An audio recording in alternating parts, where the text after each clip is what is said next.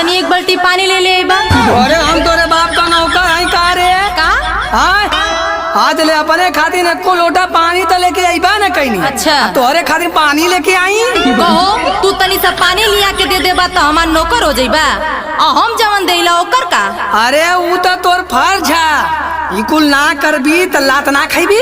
एकर मतलब कि घरे का कुल काम हम ही करब आ तू कुछ ना करबा? ना बिल्कुल ना, बाहरों का करी या घरों का करी है? हाँ तो एक बात सुन ला, का आज से हमारे तो हर चूल्हा अलग जारी हो। का कहली हो? करे अलगे चूल्हा जारी?